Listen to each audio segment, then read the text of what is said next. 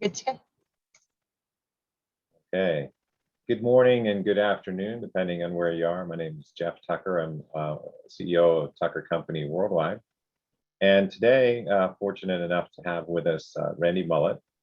Randy is Senior Government Affairs, Senior Policy Advisor for the National Industrial Transportation League, or NITL, NITL.org.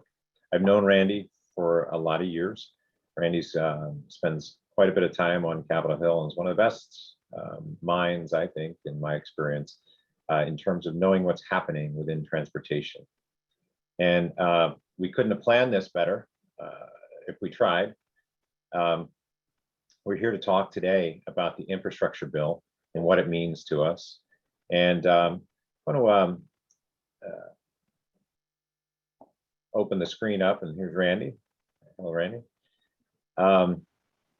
Randy, if you could just kind of brief us, we have a short 15-minute period here, just for everyone's information. If you haven't been on one of these calls, the dialogue ends at 12:15 Eastern, but we'll stay on another 15 minutes, up to another 15 minutes for questions and answers, if anyone would like to. So Randy, first order of business, tell us where we are with this infrastructure bill. So thanks, Jeff. And I guess just for a little bit of clarity, what I'm going to talk about today is the Infrastructure Investment and Jobs Act. That has been commonly referred to as the Senate and White House negotiated package. It's a $1.2 trillion bill over 5 years. Don't confuse that with the social infrastructure bill that's kind of moving in tandem with this. If you all will recall, that started off as a $6 trillion bill, and then it was going to be a $3 trillion bill.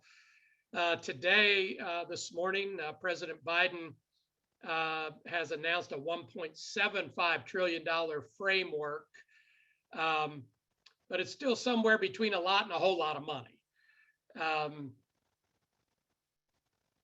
The House and Senate progressives in the Democrat caucus have tried very hard to tie that to traditional infrastructure. And the traditional infrastructure bill, the Infrastructure Investment and Jobs Act, the 1.2 trillion that I was talking about, just to be clear, it's not really a traditional infrastructure bill.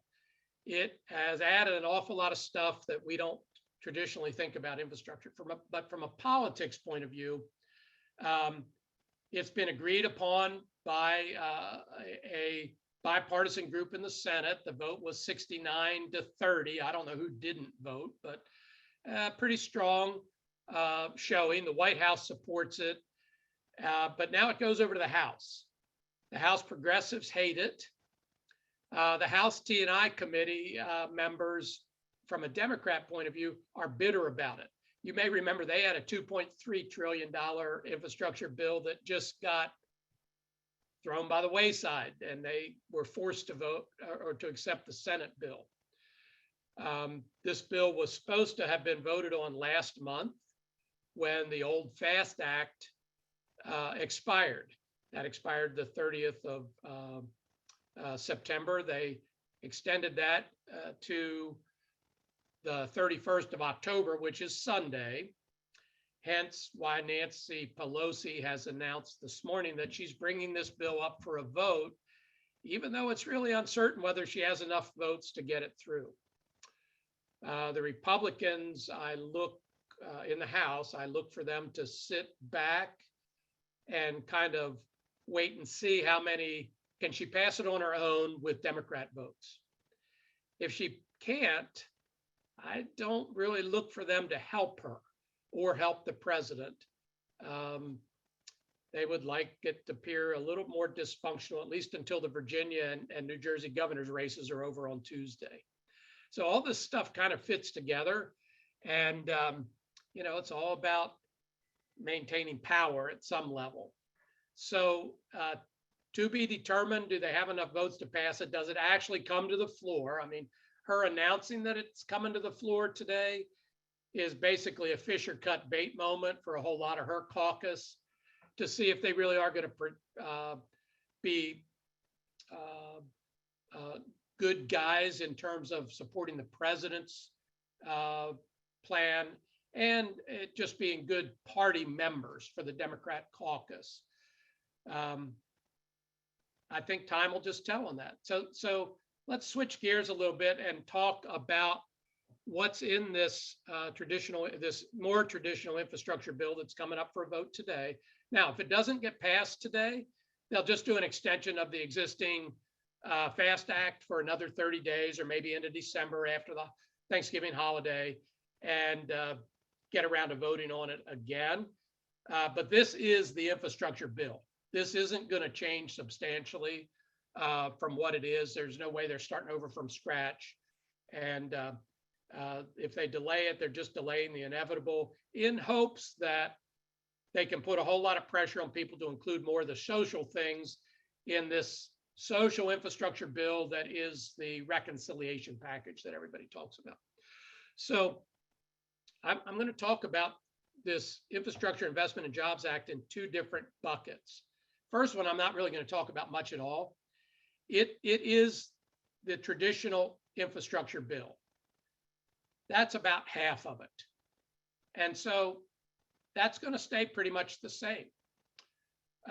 There's another half of it that is additional spending. So 550 billion of new spending over 5 years.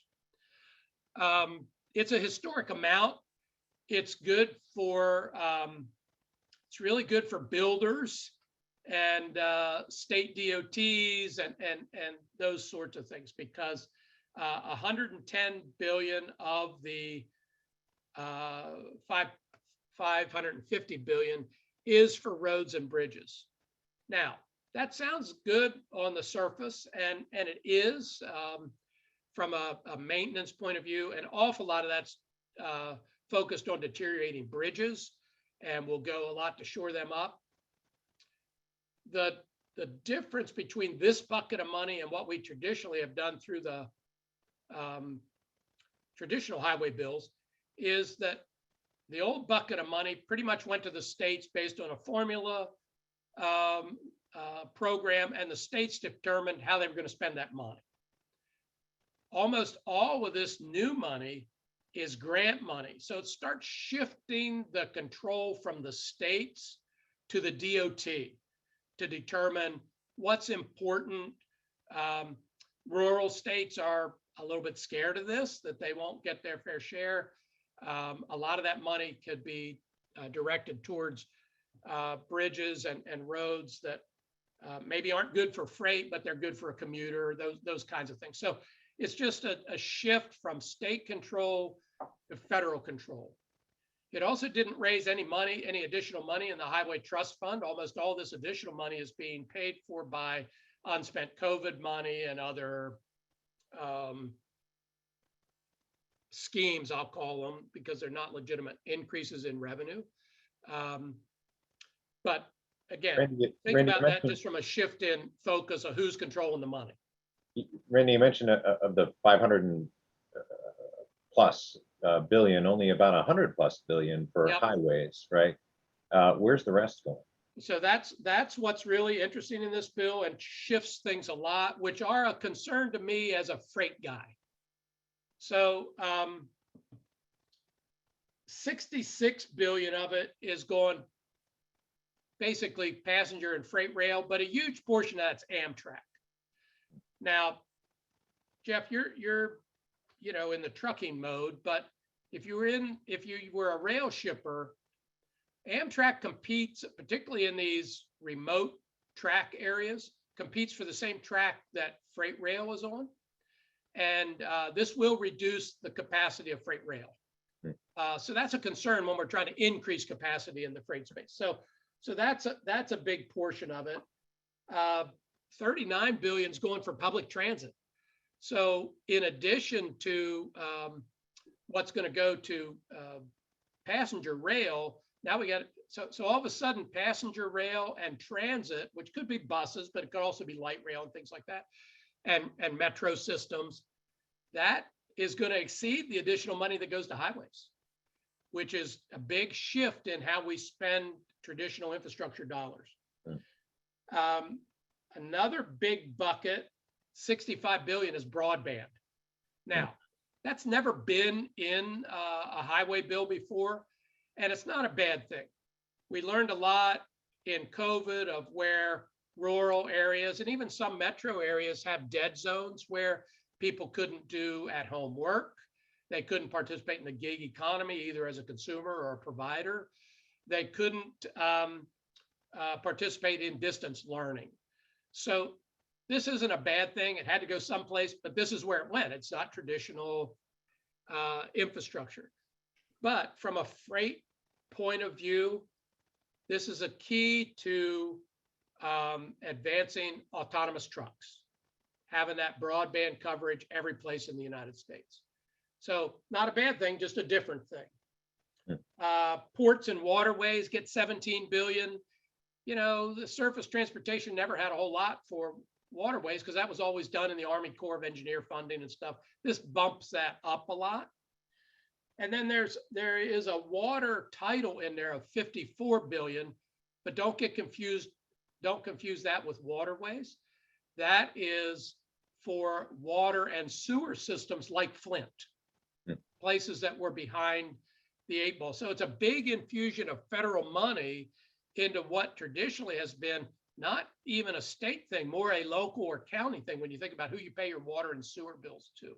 So this is another shift, kind of like all the highway funds being doled out by DOT to now we've got the federal government really with a big infusion into the traditional local water systems and sewer.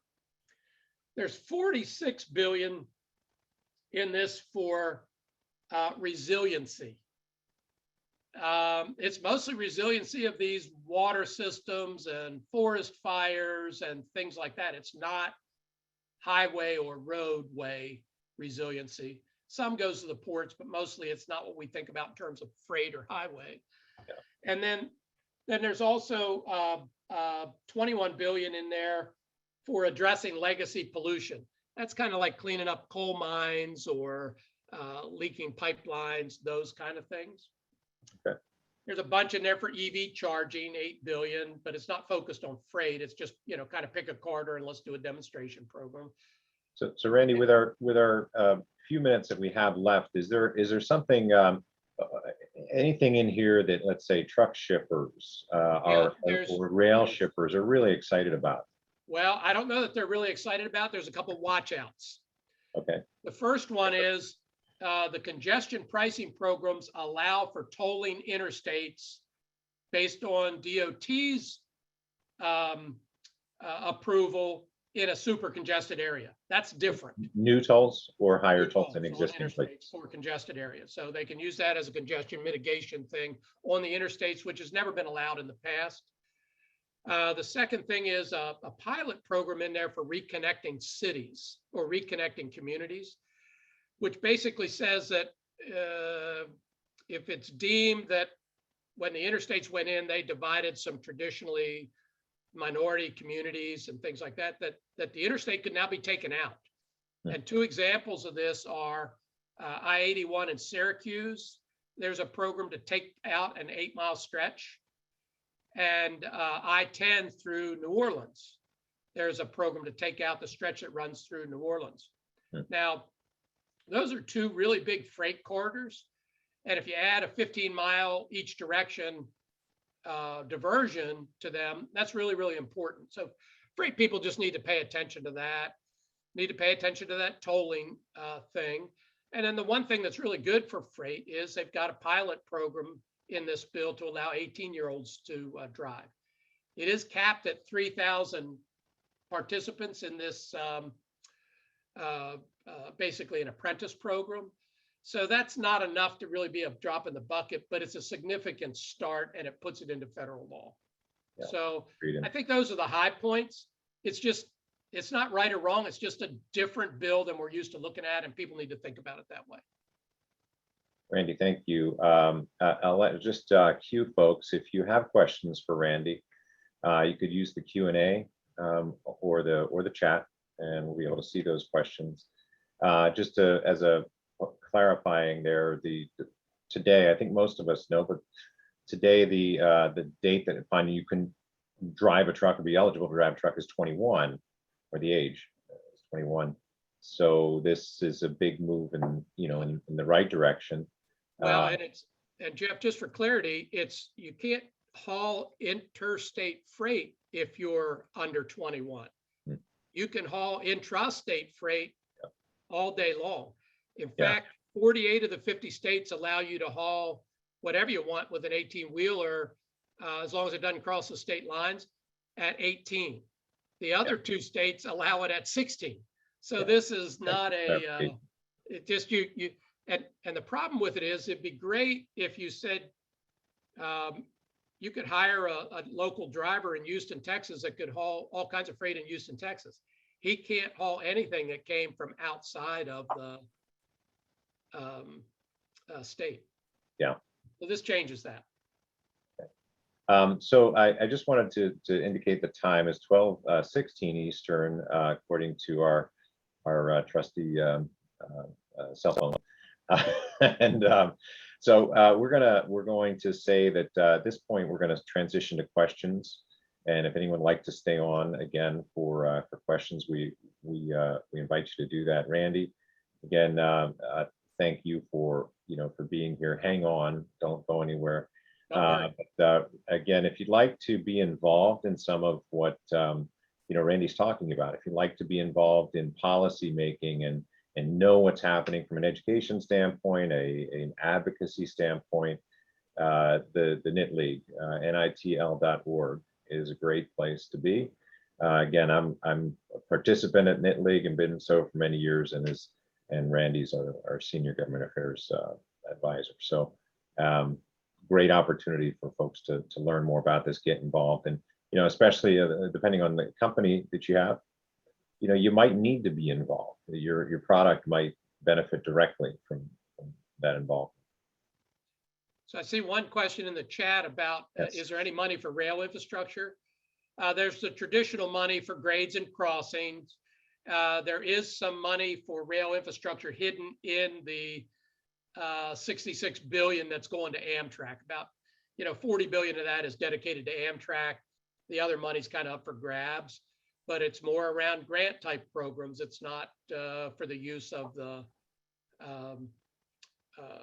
railroads to make those choices. It's communities and things like that. I think that the Amtrak's and potential for high-speed rail and local commuters are the ones that are going to be driving the rail infrastructure decisions.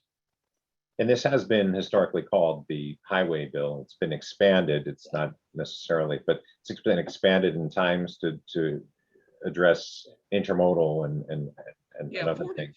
40% of the traditional highway bill has always gone to things other than highway. 25% automatically goes to transit, and the other 15% could be research, rails to trails, parkways, complete streets type programs, those sorts of things. If you had to guess, Randy, put you on the spot, what do you see happening with these two bills?